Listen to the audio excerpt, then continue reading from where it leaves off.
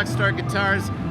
Lisa and I are sitting with the great Tony Franklin, the king of the fretless bass.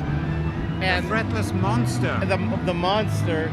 And he says he has his firm guitar somewhere in a vault, and that's the one Lisa No, might it's do. just in my bedroom, which is also known as my studio. I mean, better. I still use the thing and record it and with it, and so I've been using the thing for... I've had it almost 4 years, that bass, and it's still going strong, so... But you keep it in safekeeping underneath the bed?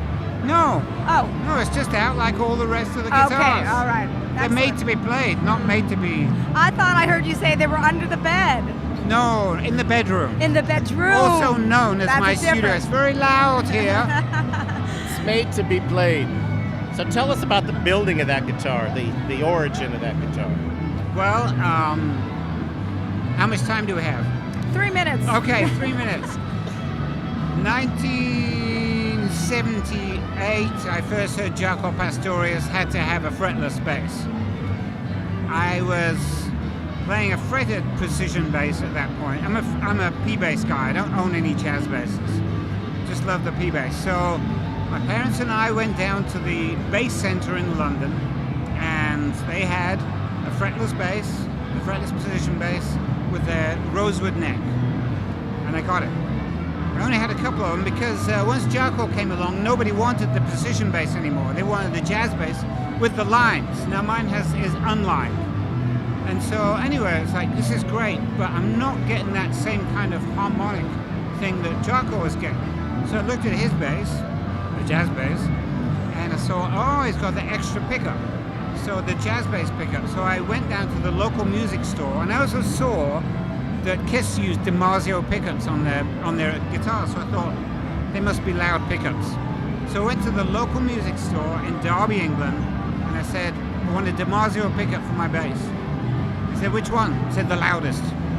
Okay, so that's what they gave me. It's a DiMarzio Model J, it's still in there. I put it in myself in the back garden of my parents' house with a hammer, chisel, soldering iron.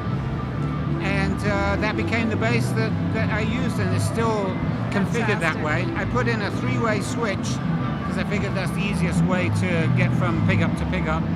I don't like the individual controls, so... And then 2006, it became the signature model of Fender and still in production. So fantastic! What a great story. Yeah. Because I was going to ask you, how were you influenced at all by Jaco? And you went right into it. Yeah, he's the reason I play fretless. But of course, I love John Deacon from Queen, James Jamerson, Motown. Yeah. And that's really it. That's me in a nutshell. Funk Brothers. Yeah, exactly. Yeah.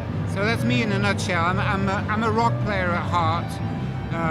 Queen was the band I grew up with, but when Jaco came along, it's like it's like the Wizard of Oz thing where it goes from the black and white to the Technicolor. It's like, oh wow! But fretless translates perfectly to rock. So, and I'm surprised, and I'm glad that not too many people play fretless bass in rock because it's an amazing instrument, but you really have to nail it. Of course, the tuning is important, slightly. But in rock, it's a lot less forgiving than a lot of other styles because you have to have those whole notes that you really have to nail. And so maybe that's why a lot of people haven't done it. I'm glad. I saw Chuck Wright playing an acoustic Godin fretless. Those are great guitars, yeah. I know Chuck. Yeah, he plays it some well. Tapping action on the top. He's great. He's around the show. Hopefully you'll get to see him. Of course. Saw him yesterday. He stopped by, but we missed him. Yes, I know Chuck since the House of Lords days. He's a good guy. He's a great guy. Great player. Yeah. That's all, Tony. That's it? Thank you. Thanks yes. for coming by. Thank you so much for coming by.